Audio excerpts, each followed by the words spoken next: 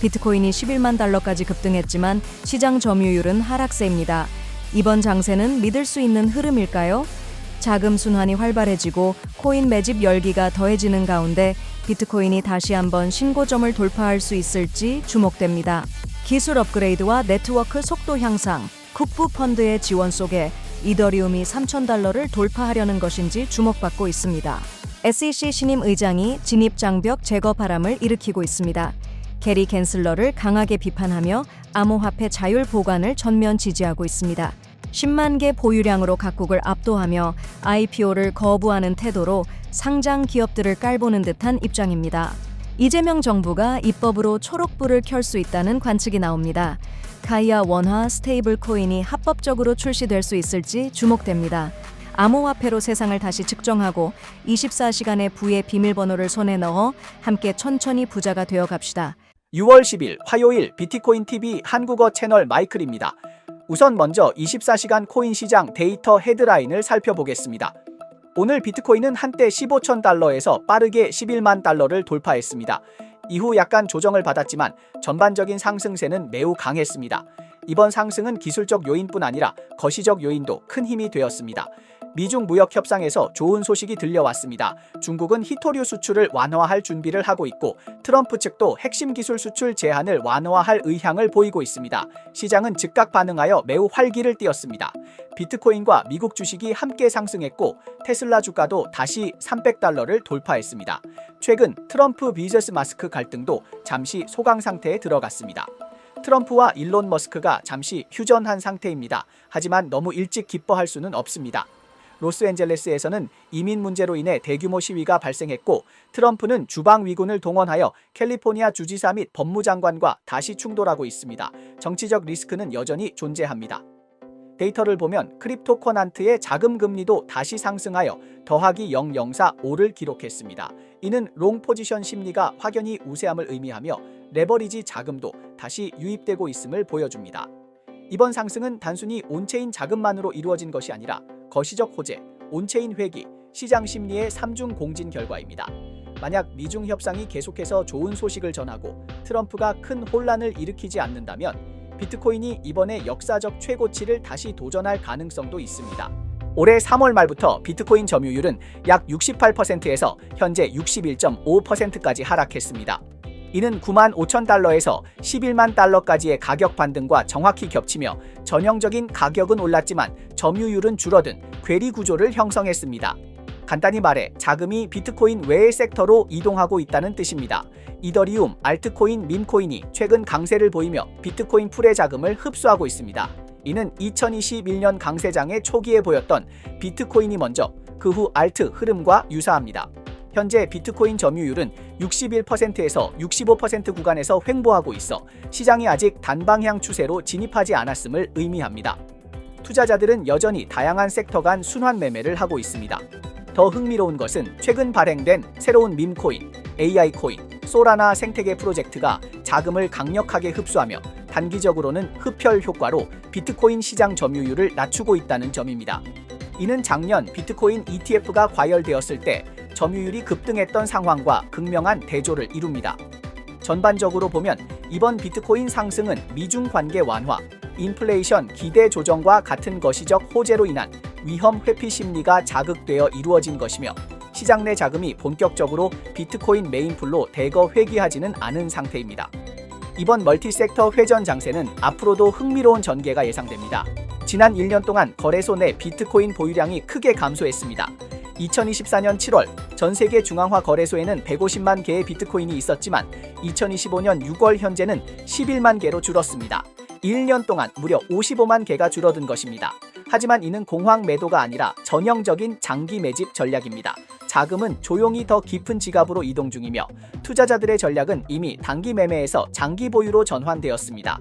수요와 공급의 변화도 뚜렷합니다. 거래소 재고는 점점 줄어들고 있으며 매수 가능한 물량이 줄고 있습니다. 반면 현물 ETF는 계속해서 비트코인을 흡수하고 있으며 기관 자금, 중동과 아시아 자금도 지속적으로 비중을 늘리고 있습니다. 수요 공급의 가위 차이가 커질수록 가격 중심도 자연스럽게 상승하게 됩니다. 현재 비트코인은 더 이상 단순한 투기 자산이 아니라 점점 더 많은 기관과 개인들이 이를 디지털 금으로 인식하고 있으며 가치 저장과 인플레이션 해지 수단으로 활용하고 있습니다. 이번 코인 이탈 열풍은 상승장의 전조 신호입니다. 이 추세가 계속 이어진다면 특히 고래 투자자들이 아직 본격적으로 진입하지 않은 상태에서 유동성 부족과 수요 증대가 결합된 슬로우 불마켓이 도래할 가능성이 높습니다. 천천히 그러나 꾸준히 상승하는 장세가 펼쳐질 수 있습니다.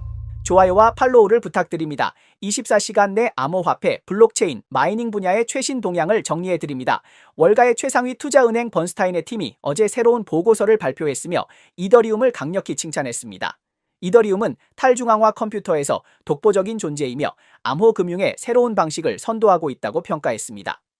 자금 흐름도 매우 강력했습니다. 지난 20일 동안 이더리움 ETF에는 무려 8.16억 달러가 유입되었으며 올해 순유입은 마이너스에서 플러스로 전환되어 6.58억 달러에 도달했습니다. 이더리움의 시세도 이에 질세라 오늘 아침 한때 2,727달러까지 급등했고 24시간 상승률은 9%를 넘으며 강한 상승세를 보였습니다. 하지만 다시 말하면 5월 이후 이더리움은 여러 차례 저항선을 돌파하지 못했습니다. 이번에는 과연 진짜 돌파할 수 있을까요? 이데어리움 공동 창립자 조 루비는 최근 그의 회사가 어떤 매우 강력한 국가의 주권 재산 펀드 및 주요 은행과 협업을 논의 중이라고 밝혔습니다. 이들은 이데어리움 블록체인 상에 레이어 1 및 레이어 2 인프라를 구축하여 국가 차원의 애플리케이션 실현을 추진하려 합니다. 한편 온체인 분석가 이분케는 X에서 이더리움 블록의 갓 한도를 6천만으로 상향하는 방안을 전체 검증자 중 15%가 지지하고 있다고 밝혔습니다. 이로 인해 블록 처리 능력과 네트워크 속도는 동시 향상이 기대됩니다. 비탈릭 부테린 또한 ETH 글로벌 프라하 컨퍼런스에서 향후 1년 내에 이더리움 L1 확장성이 10배로 확대될 가능성을 언급하며 다음 단계 업그레이드를 위한 기반을 마련하고 있다고 발표했습니다. 很多时候减少这个信任的要求是很好的。为什么？如果信任的要求是很高的，那这个必然会意味着只有一些人可以参加。 이더리움은 최근 정말로 전방위 개화 중입니다. 한편에서는 재단의 재정 개혁을 추진하고 있고 기술팀도 전면 업그레이드를 진행 중입니다. 또 한편으로는 어떤 대국의 주권 펀드와 협업을 논의하고 있으며 앞으로 글로벌 금융시장에서 한 단계 더 도약할 가능성이 큽니다. 동시에 블록가스 한도를 상향할 준비도 하고 있으며 자금이 이더리움으로 대거 유입되고 있습니다. 이더리움 네트워크 효율도 향상되고 있으며 시장의 관심도 회복 중입니다. 물론 단기적으로는 고민거리도 있습니다. 매도 압력과 가스 비용 논쟁이 여전히 시끄럽습니다. 그러나 전체적으로 보자면 기술력은 분명하고 기관의 신뢰도 확고하여 이더리움은 여전히 암호화폐 업계의 확실한 리더입니다. 더 흥미로운 점은 기술적인 차원에서 현재 이더리움은 거대한 삼각 수렴 패턴의 끝단에 근접하고 있다는 것입니다. 이후 움직임에 따라 2,000달러를 돌파할 수도 있고 곧장 3,000달러로 향할 수도 있습니다. 이런 중요한 순간에 대형 투자자가 갑자기 진입하게 되면 시장은 폭발적으로 움직일 수 있습니다. 이번 흐름은 절대 놓쳐선 안 됩니다. 게리 겐슬러가 미국 SEC 의장을 맡았던 몇 년 동안 그의 규제 스타일은 정말 철권 그 자체였습니다. 2021년 취임하자마자 그는 거의 모든 암호화폐를 증권으로 간주했고 바로 이어서 강도 높은 집행을 쏟아부었습니다. 코인바세나 바이낸스 같은 대형 기업조차 예외 없이 그에게 지목되어 소송을 당했습니다. 매일같이 집행만 하고 규칙은 좀처럼 명확해지지 않아 암호화폐 업계는 혼란에 빠졌으며 모두가 도대체 어떻게 해야 합법적인지 알지 못하는 상황이었습니다. 그 결과 산업의 발전이 멈춰버렸고 한 통계에 따르면 겐슬러 재임 기간 동안 미국 내 암호화폐 기업의 자금 조달 규모는 급감했으며 많은 신규 프로젝트들이 아예 해외로 도망쳐버렸습니다. 현 SEC 의장인 폴 애킨스는 이 기회를 틈타 겐슬러의 행동부터 하고 설명은 나중에 하자 시계 방식에 정면으로 반기를 들었습니다. 그는 규제는 먼저 방향을 명확히 해야 하며 기습적인 집행만 반복해서는 안 된다고 강하게 주장했습니다. 이 규제 드라마는 지금 한층 더 뜨거워지고 있는 상황입니다. 최근 미국 SEC 암호화폐 특별 태스크포스가 주최한 DP와 미국 정신 행사에서 현직 SEC 의장 폴 애킨스는 전임 의장 게리 겐슬러 시절에 강경한 규제 방식을 비판하였습니다. 그는 스테이킹 서비스에 관한 정책은 의회의 승인을 받아야 한다고 강조하며 자산의 자율 보관, self custody은 미국의 핵심 가치라고 밝혔습니다. 이번 회의는 SEC가 올해 들어 주최한 5번째 암호화폐 라운드테이블 회의이며 헤스터 피어스 위원이 주도했습니다. 앞선 회의에서는 암호화폐 거래, 커스터디 토큰화, 토큰의 증권 속성이 주요 주제로 논의되었습니다. 현재까지 SEC는 추가적인 라운드테이블 회의를 발표하지 않았습니다. Another core feature of blockchain technology is the ability of individuals to have self-custody of crypto assets in a personal digital wallet. I'm in favor of affording greater flexibility to market participants to self-custody crypto assets. 폴 애킨스는 SEC 의장에 취임하자마자 바로 행동에 나섰습니다. 취임 다음 날 SEC는 암호화폐 토큰을 발행하는 기업들에게 사업의 세부 사항, 토큰의 용도 등을 명확히 설명하라는 비구속성 가이던스를 발표했습니다. 이어서 1월 24일에는 오랫동안 비판받아온 스태프 회계공지 121호를 폐기하고 더 완화된 SAB 121호 교체했습니다. 왜 그랬을까요? 이전에 SAB 121은 은행이 암호화폐를 커스터디하는데 수많은 장벽을 세워놔 관련 업무의 비용이 지나치게 높아졌기 때문입니다. 서클의 CEO 제레미 알레어는 이 점을 공개적으로 비판한 바 있습니다. 알레어의 이 같은 조치를 보면 그는 미국의 암호화폐 규제판을 다시 짜겠다는 강한 의지를 갖고 있음을 알 수 있습니다. 규제 환경이 점점 더 유연하고 명확해질 가능성이 보이는 지금 모두가 주시하고 있습니다. 앞으로 알레어가 어떤 승부수를 던질지 지켜볼 일입니다.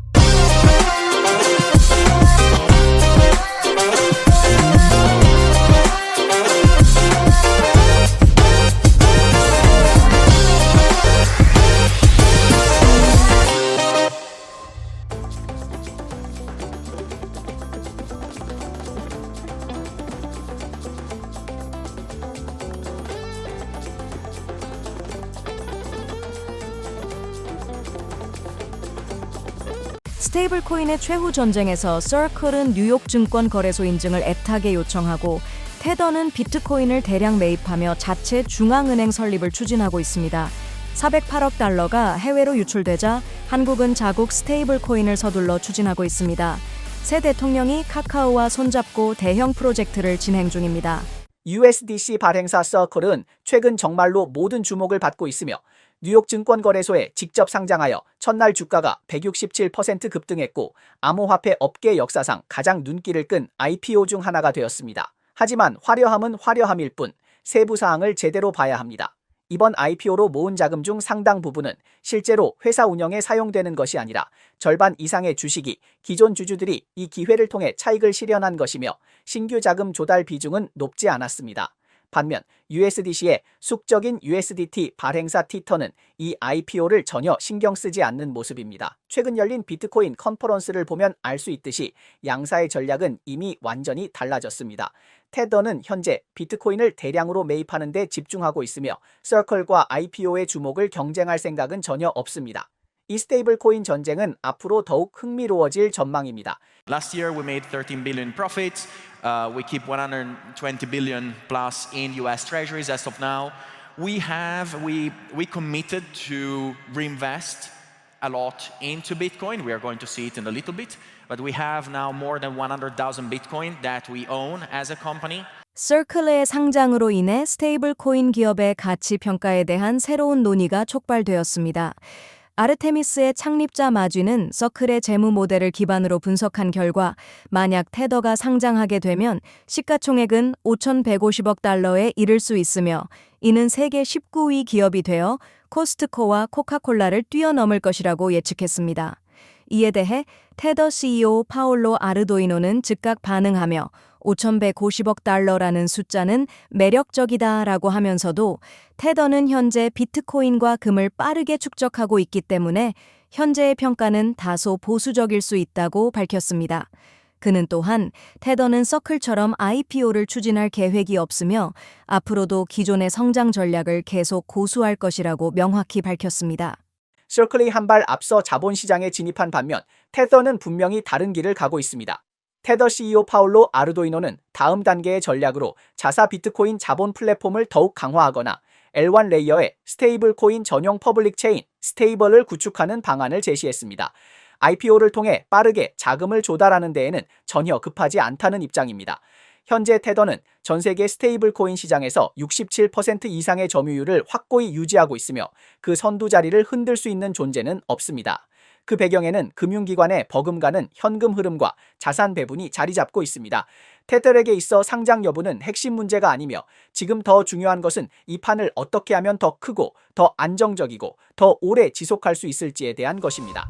올해 1분기 한국 암호화폐 거래소에서 직접 유출된 금액은 56.8조 원, 약 408억 달러에 달합니다. 외국계 스테이블 코인이 빠르게 빠져나가고 있습니다. 돈이 줄줄 새어나가는 상황에 더불어민주당 중진 정치인 이재명은 가만히 있을 수 없었습니다. 대선 당시 암호화폐를 극찬하며 한국 자체 스테이블 코인을 만들겠다고 약속했고 돈은 우리 주머니에 있어야 한다고 강조했습니다. 결과적으로 그는 말을 행동으로 옮겼습니다.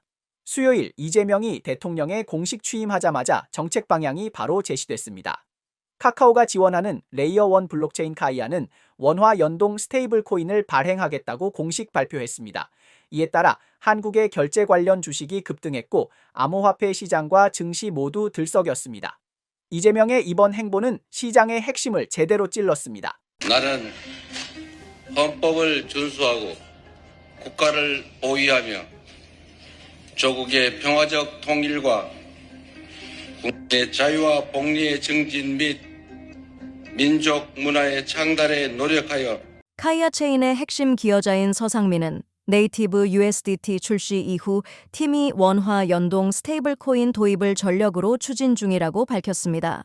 이 조치는 한국 결제 관련 주가를 상승시켰고 카카오페이와 경쟁사 다날의 주가가 뚜렷하게 상승했습니다. 특히 카카오페이는 6월 9일 거래 중 상한가를 기록하기도 했습니다.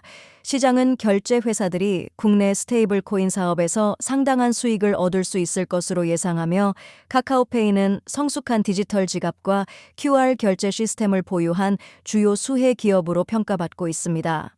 물론 카이아가 원화 스테이블 코인을 발행하는 일은 그렇게 간단하지 않습니다. 대한민국 헌법에는 오직 한국은행만이 화폐를 발행할 수 있다고 명시되어 있습니다. 카이아의 이 같은 시도는 어느 정도 법적 레드라인을 밟고 있는 셈입니다. 다행히도 이재명과 그가 이끄는 더불어민주당은 혁신을 지지합니다. 민주당 디지털자산위원회 위원장이자 국회의원인 민용덕은 직접 나서 민간기관의 스테이블코인 발행을 지지한다고 밝혔고 암호화폐 업계를 위한 디지털자산기본법을 제정할 계획이라고 밝혔습니다. 이 법이 제정되면 원화 스테이블코인은 공식 통행증을 얻을 가능성이 있습니다. 더 절묘한 점은 이재명이 취임하자마자 서울고등법원이 그에 대한 민감한 재판 일정을 무기한 연기한 것입니다. 이로 인해 정치 분위기가 한결 느슨해졌고 카이아의 스테이블코인 발행 역시 더 큰 자신감을 얻었습니다.